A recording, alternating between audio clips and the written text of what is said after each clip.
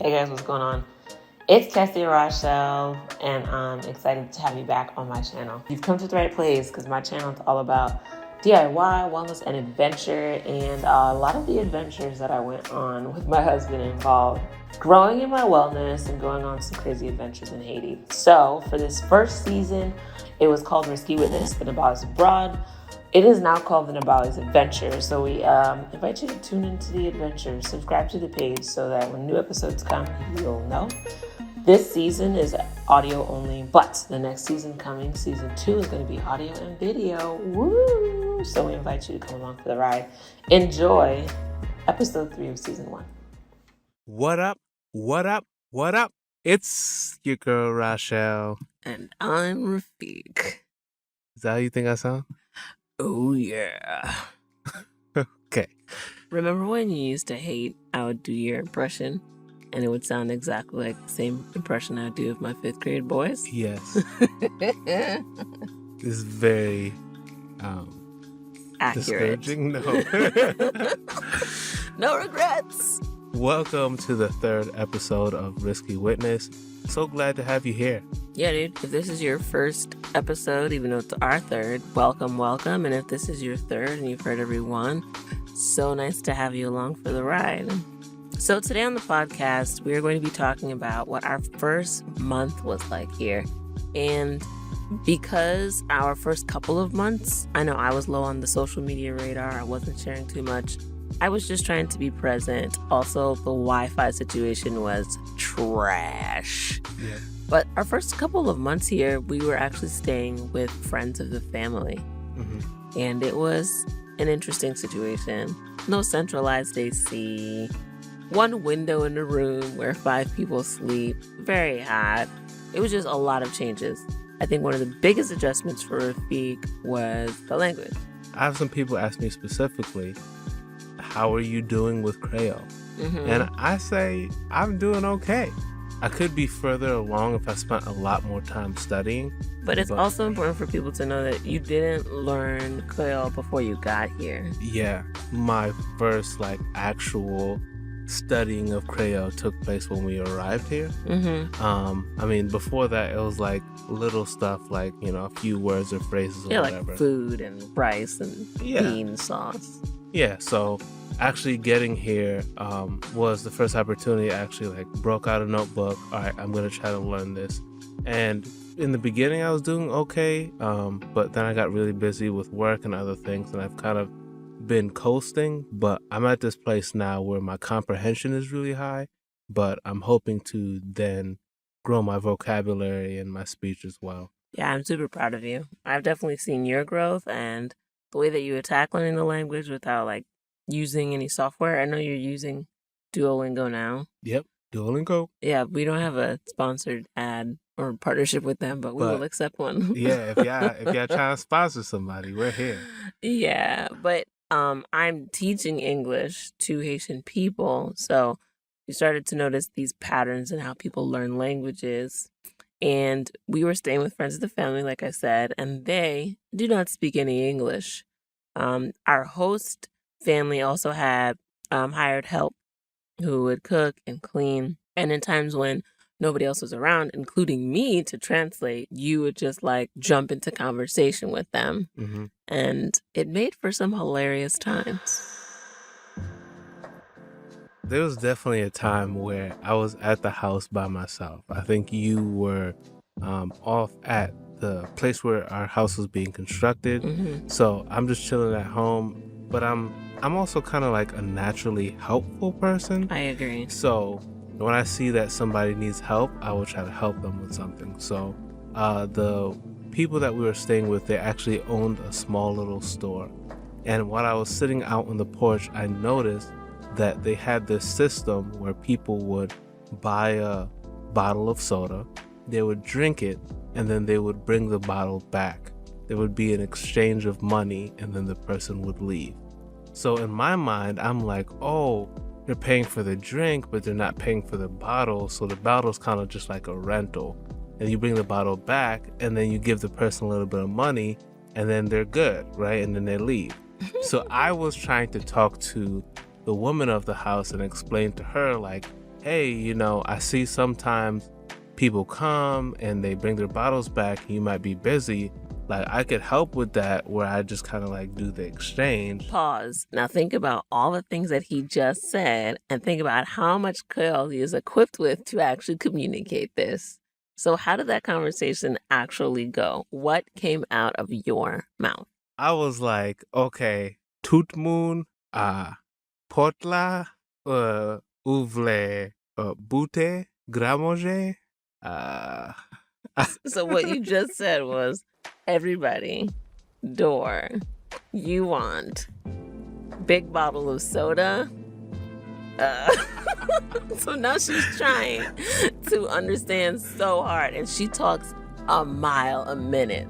Like, she's not the one you want to learn Creole from. She talks so fast, She's an older woman. She's been speaking Creole a long time. She's just like, oh, hurry up and speak Creole already. Yeah, that's the thing. I think it's very interesting. When you're surrounded by most people that speak your language and you're not used to coming in contact with other people that don't know what you're saying, I think we take for granted some of the stuff that you might learn in America as far as how to communicate with someone that doesn't know your language. But you'll also find people in the States who are like, hurry up and learn English. This is America. Stop speaking that, fill in the blank with whatever language you want to discriminate. For sure. I just felt like, not that she was trying not to help She was not trying to understand him. She was just repeating things in Creole based on his gestures. No, I feel like she was trying to understand me. She was not trying to make it easier for me to understand. No, not at all. She was like, you got to talk up to my level. And I don't think she was trying to be rude. It's just like sound effects. There's no hand motions I can show you to get you to understand what I'm saying. So it's here's just that you understand or you don't. Pretty much, especially with that kind of a conversation where you're trying to have a functional one around a process and you don't necessarily have the vocabulary to express all of it. But one of the best parts of this conversation is that there was an audience for it. It wasn't just him and the lady of the house. Also, the hired help was watching them go back and forth in two different languages, watching them not understand each other, but also watching them persist in trying to communicate with each other and volley back and forth and back and forth. So when I got home that day, they were like, man, you should have seen the two of them going at it. It was crazy. We were trying to tell the lady of the house, he doesn't understand you. And she just kept going. What did they say?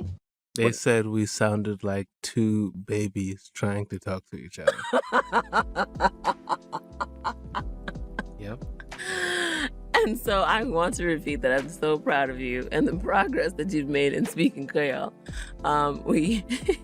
We run a school that teaches English, and a lot of times our students will come and just engage in conversation with Rafiq in Creole, assuming that he speaks Creole.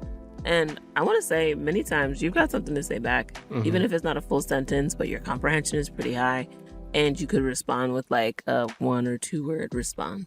I think that also says a lot as well, because there's definitely an aspect of fitting in here that's kind of part of the journey of settling in. And for a while, you know and feel like you're the American, and everybody can tell that you're the American. But I've had situations where I'm out by myself, people approach me, immediately start speaking Creole, and I actually met a guy who was able to speak English, and he was like, oh, when I first met you, I thought you were Haitian. So that's why I started speaking to you in Creole. Yeah, because there's Haitians with locks out here. There's, Haitians with muscles. Like, what else would make you look different from a Haitian person? I don't know. You got muscles, you got locks. You cute. You look Haitian. So, how is Rafiq doing with his Creole? The short answer is... like a babbling baby. No, that was the beginning. Now we've come so far. So proud of you, babe. So in our first episode, we walked you through what it was like to get from the States to Haiti. And we're going to pick up where we left off in episode 3. Oh, yeah. We're going to talk about our first month in Haiti. Strap yourself in. Oh, my goodness. Because it was a ride. Yeah, it was an emotional roller coaster, I have to say that. If we're thinking about where we left off, I was in a very numb place, just building walls. We were unsure about what this would hold, but following God's call and just trying to trust. Being obedient doesn't mean that things are going to be easy. Amen. My mom and my brother, who are like the two closest people to me. I mean, growing up, it was just us in the household. So those are like saying goodbye to them. It was one of those goodbyes that felt like, I don't know when I'm going to see you again. You know, this is in the midst of COVID, so things are still kind of crazy. We don't know what kind of restrictions or problems might come up or whatever. So you'll see some of the footage and stuff that we'll be posting on our social media platforms specifically about this episode. And it will show what my emotions were like at that airport. Like on the plane, going through the line, like I was dead inside. Yeah, that's what I was gonna say. Dead inside. I witnessed it. Yeah, and I remember trying to be strong for you because it was hard to go. Yeah. And so I knew that you were having a hard time. You were what I like to call not here. You were in a different place. And so like I would often look at you and there was a disconnect because you were in your head and your thoughts and your feelings. And so I was like, all right, I gotta be strong for him. I gotta be aware. There's always a lot of anxiety around traveling to Haiti for me, like this heightened sense of awareness, that not everybody's working in your self-interest. And so I was like, okay, I gotta be aware. I'm the one who speaks the language. I have to speak for us. I have to be listening for us. I have to be ready to go for us. Not just because of the language, but also because this is so hard. Yeah. I really appreciate you. Like, you were definitely super supportive. This was crazy. I was trying to be vigilant. I was trying to keep my eyes open and pay attention to what was going on. But we were both working on very little sleep. Yeah. I might have had like 2 hours. You might have had like 4. We're doing this thing, but we're kind of on like autopilot. Yeah. And thankfully we weren't traveling alone. We also had other family members we were traveling with. And then my dad came to the airport and escorted us out to the car so that there was no confusion around that. But it was still a lot. It was still a lot when you think about all the factors that up to it. So by the time we got in the van. And as soon as everyone's in the car, we shut the door. It's like a ton of bricks just hits me. And I was like, where's that last bag that I had? And it's like, wait, there's a bag I don't remember seeing. Check for the bag. And you've got like, I don't know, 12 bags piled on top of each other. And then like 12 humans piled up on top of each other in the front. There was like, oh, no, the bag's there. I'm sure the bag is there. So after being in a car for, I don't know, another 5 to 7 hours, and then finally getting to our destination, that's when we realized we really don't have that last bag. My first week in Haiti, I lost the bag that held my most expensive film equipment. Ooh. Yeah, that was a rough hit. I remember being like, really, God? This is how you want us to start? Like, are you even trying to make Haiti seem like a good idea? I was dumbfounded. Devastated. I can't think of another D word. Another D word. Like, I couldn't believe it. That I feel like it was divine intervention. Because I'm usually not that spacey. So when you say divine intervention, you mean that God allowed your bag to be lost? Absolutely. Okay. Because I'm usually not that spacey. For the most part, I might forget things, but I'm not going to forget a whole bag. No, and you're usually pretty good for doing triple checks. Like, you'd be like, let's check again to the point where it annoys me. But you be a triple checker. And if I'm going to forget something, I'm going to forget it very close to the time when it was lost. Yeah, you're right. Because there was actually like an hour and a half when we were apart from your bag and we didn't realize it because we were just waiting around in the lobby. Didn't even come to my mind. Right. And that's very abnormal. Like, at least at some point, I would have typically, hey, let me check the bags one more time. I think this is part of what happens when we think we know exactly how God is going to do things. Yeah, I think sometimes we get this idea like, oh, yeah, so God's definitely going to have me go to this place, and that's where I'm going to meet the person that's going to be the next opportunity, and then in 3 to 5 years, I'm going to be, accomplished. Yeah. And it's just like, yeah, boo-boo, I told you to go to this place, but I'm not guaranteeing it's going to go the way you think in your head. And so Haiti became like, yeah, I told you you're going to go for a purpose, but I didn't say that you'd have to start filmmaking once you hit the ground. Yeah, absolutely. So, I mean, I was going through my own crazy turmoil. Tell me what the first night was like for you. I was incredibly exhausted. One, I was physically exhausted because, we're cramped in a car or we're standing in a lobby for hours. I was also emotionally exhausted. Wait, don't forget I'm super tired because I'm only running on 3 hours of sleep. Mm-hmm. From trying to hold it together for you. I was trying to hold it together for myself. Just the anxiety of also being in Haiti. I feel like my parents have done a fantastic job of transferring a lot of their anxieties around travel. So I was like, whew, great, I finally get to relax. And then it's like, no. There's another problem. The bag is lost. And so it's just like, I thought we were done with all the hard parts. Mm-hmm. Why does it have to be so hard, God? We get home like right about midnight. Everybody just sort of settles in, throws the bag in, and I think we all go to sleep. What I remember very clearly from that first night was the clubs, fam. Like, where we were staying was in an area where it felt like it was surrounded by 75 different clubs. Yeah, there was a club actually on like the back of the house. The other side of the street had a club on it, like a nightclub. Yeah. And so every single night we got to hear whatever the DJ was mixing, Mm-hmm. and it definitely interrupted our sleep. You know what's crazy? In a way, it was almost kind of welcoming. Like, to hear some, like, American songs. I mean, they're playing the throwback, some old 50 Cent.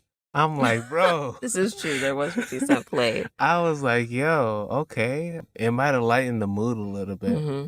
That first night I slept incredibly well. I actually didn't hear the music that much.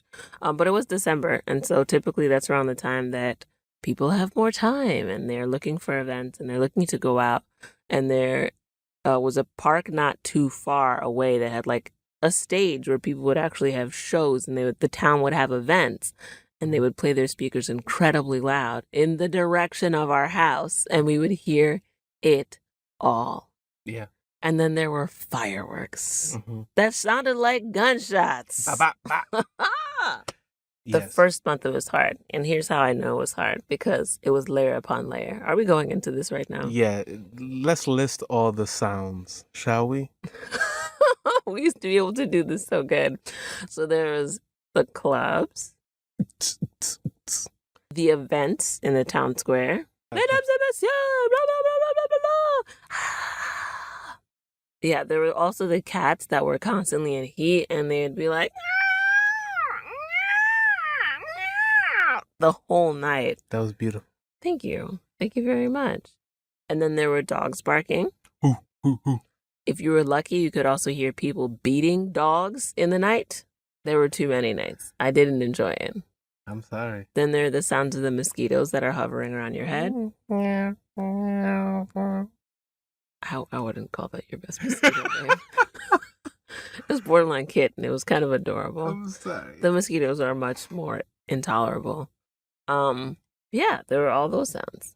Oh, the mangoes falling on the roof. No, that wasn't the first month though. That was in like the third month. Well, just so you know, it gets even more complex. There's a part in mango season where the mangoes fall on top of the roof, and it sounds like somebody's body hitting cement. All night long. It is so loud.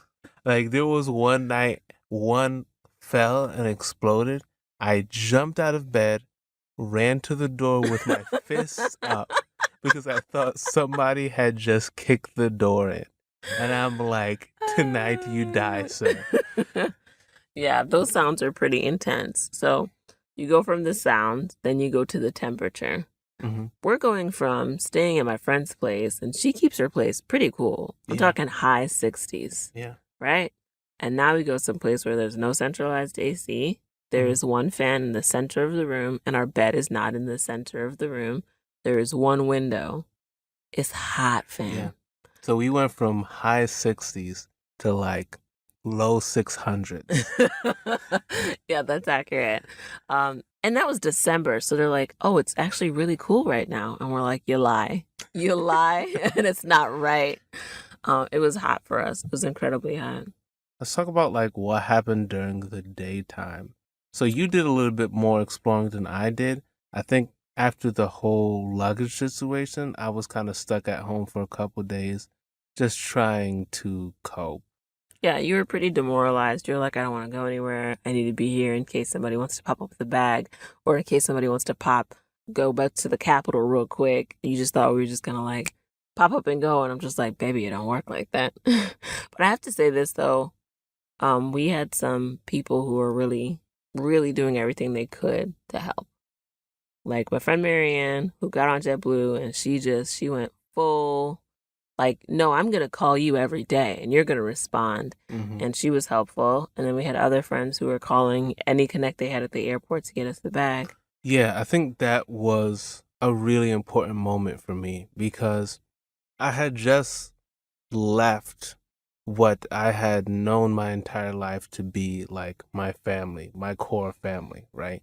So now I'm in this new country with a still relatively new family. And I'm trying to find comfort and find home.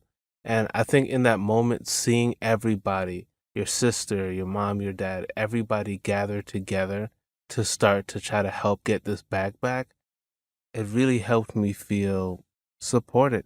Yeah, and I'm glad that you could see that at the time because it was hard for all of us. We wanted you to have a good experience with Haiti. Not just a tolerable experience of Haiti, but a pleasant one. Mm-hmm. And so that led to a lot of day trips in the first month. Almost an exhausting amount. But I am grateful for them because I got to see, I don't want to say the full range because I don't think we've explored the full range of the beauty of Haiti, but a range of the beauty of Haiti.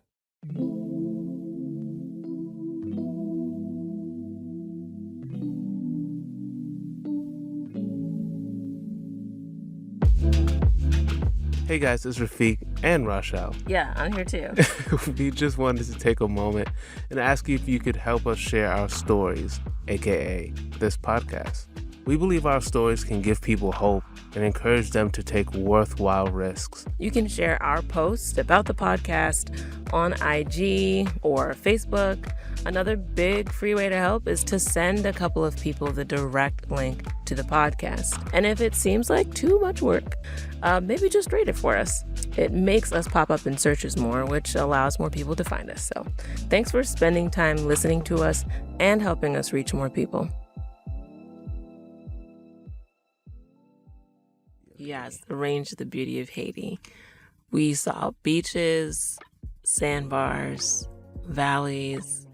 That was just the first month. And in the months to come, we would go to other beaches and mountains, which is like Haiti in a nutshell. If you're not in like the big cities, you're going to see beautiful countryside, beautiful beaches, beautiful mountains. And that's what I really appreciate about Haiti because coming from Florida, you have the beaches, but you don't have the mountains. No mountains. And then we moved to Georgia, and you have the mountains, but you don't have the beaches. That's true. So now being in this place that has like a full diverse landscape. Yeah, landscape. That's a good one. I think it's pretty awesome. It does. It really does. So even like the agriculture can be really beautiful when you're in a giant cane field. We were in a lemongrass field once that was pretty beautiful. That's when we went to go visit the valley. So in the first month, we did go to this beautiful private beach. We followed up by visiting another beach that had a lot of acclaim in the area. And some of our Instagram feed is pictures of those beaches and those places, and we'll try to share more of that with you. I really liked going to the valley because after going to like 2 beaches, it was nice to go someplace else that wasn't like sandy. Yeah, for sure. It was so cool too, in between those 2 mountains, and you could see this huge lake. It was one of my favorite places to go, actually. I'm definitely more of a mountain guy than a beach guy, but man, like the water. And this is always the stuff that like people talk about when you're dealing with the Caribbean or like, you know, tropical islands and stuff like that. Like the water is so blue. It is like turquoise blue. You can see right to the bottom, sea fish. And it's like, yo, this is nothing like anything we've seen in Florida. Absolutely. Much better beaches in Florida. 2-3 times better. Well, sand is better. At least the beaches I was going to in Florida. Ooh, the other thing I really like about being in the valley or up in the mountainside is all the animals. Yeah, like that was the first time we saw a cow in Haiti. Cows in Haiti are like, woo! They're like diamonds, bro. They're like dinosaurs. That's what it is. That's a better They're so example. big. Yeah. I already told myself I could never own a cow because I don't want an animal that can beat me up. We've been offered a cow, remember? Yeah, I don't want it. If you can beat me in a fight, I just don't think I should be your owner. Yes, because I've seen you fight the goats. Yeah. And you always win. But there's been times Jelly's been close to beating you in front of a bunch of people. Yeah. It's embarrassing. He's a blast. He's a teenager. Anyway, it's so easy to talk about the goats. Even though the nights were rough, and the nights were important for me because I need to sleep well in order to have good mental health. It's easy to be a lot more irritable, to lose patience with people, to be frustrated with yourself, to have higher anxiety when you're not sleeping well. Yeah. That first month, it kind of got worse for me. Like the first night was great because I was exhausted, so I just went to bed.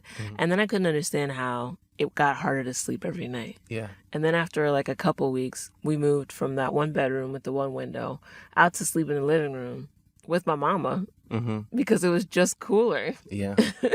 And less humid, and there was more windows.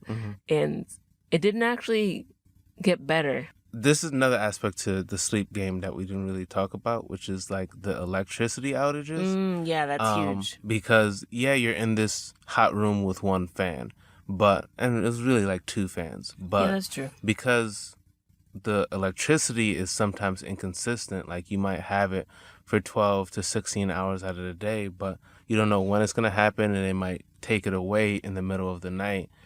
There's these times where the electricity would turn off at 10 o'clock right before we go to sleep. And that's it. Like the rest of the night, you're just hot. Until the weather cools down at like 5 o'clock in the morning. And you're hot. And I specifically remember a night where they took electricity. It must have been maybe like 9:30. We're in bed. And you started crying. I did. I was at the end of my rope. You were at the end of your rope. And I remember just looking to that popcorn ceiling. And it was just like, dear God in heaven, hallowed be thy name. Please bring the electricity back. Not for my sake, but for my wife's sake. I prayed that night too. And I was like, God, you could bring it back if you wanted to. Please just want to. And when it came back, the calm that came over me, it taught me things. What things? The body needs what the body needs. And so, like, I really learned to appreciate sleep a lot more. I adjusted my schedule a bit more. I did have to learn to change. Like, okay, you want to be cool? Get up, take a cold shower, get back in bed, wear less clothing. You know, like, there's some things that you can do. I had to trust God. Instead of being angry when the electricity went out or when I could hear a mosquito, you just cover all the way up and you pray, and then eventually you fall asleep. It gets better. It passed. Yeah. It passed. We're in a much better place now where we've installed a solar electricity system. So everybody in the family is put together to make sure that we have gas when there isn't electricity. And then it also made me appreciate where I'm at, because during the day we would spend time with people who didn't have any power at night. Yeah. Who didn't have as many window screens that we had. And they were just like bitten up with mosquitoes. I remember there's one interaction where I saw somebody's hand. It's like, yo, what happened to your hand? It's just like mosquitoes.